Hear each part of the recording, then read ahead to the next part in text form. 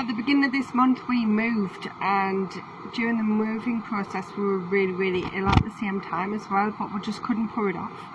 So once we'd moved, we got in, we got settled, we'd realised that we're out of milk, out of bread, out of the most basics of things, but milk is a big thing in our house. The other 3 family members really enjoy milk, they love it.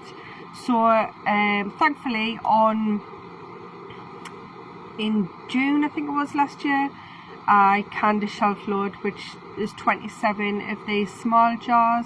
So we had that to go through while we got ourselves together and got ourselves sorted before we could get to the shops, because there isn't like a local shop around here that we could just nip to. So a couple of days later, thankfully, on Olio there was loads of milk, whole milk, and I do prefer whole milk. If I drink milk, it is whole milk that I prefer, and it is better for canning because there's more sugars in it and it becomes a lot sweeter. So I went out and I got 10 4-pinters of whole milk, all free from Olio, the free food app. So I thought, well, I'll just can it, I'll just fill my shelves up. So on the date, it was the 12th, it took me over the 12th and the 13th to can them, which I'm not too fussed about because the milk was still fresh. They were in my fridge, they were overnight, you know, it wasn't like they were just sitting on the side in a warm room. So here I am canning it, and what I've done and what I'm going to say is 2 different things.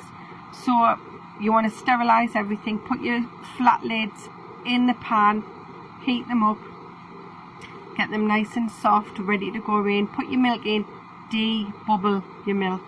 I'll show you the reason why in a minute, because accidents do happen. So once you've debubbled them, put your lids on and everything, put them in your canner, and then you bring it to the altitude that you want it to be.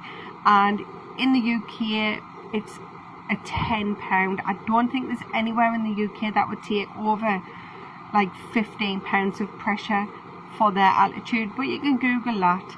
And then what I'm showing you here is a steady stream of steam that you're wanting, and then I brought it up to a £10 pressure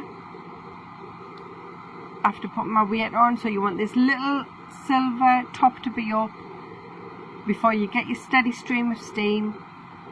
Put your weight on, bring it up to a £10 pressure, and then turn it off.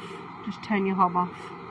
Don't move your can, don't fiddle with the lid, nothing, just let everything come down. And as you can see, everything's down, that top's down, there's no steam coming out, that's on 0, leave it for another 10 minutes. After that, open it up and open it away from you, because there's still a tiny bit of steam in there and you can get burnt. So after that, get your grabbers, put it on a wooden surface like a chopping board, or you know, a tea towel or something. I know tea towel's not wooden, but you know what I mean, something to protect your benches. And then this is the outcome of not debubbling your jars, and I think it was one of these 2 or 3 jars. So I've put them to one side and I'll have a look. If they seal, they seal, if they don't, they don't. This is what I've done over the weekend, and there was still 5 big jars in the pressure canner at this time.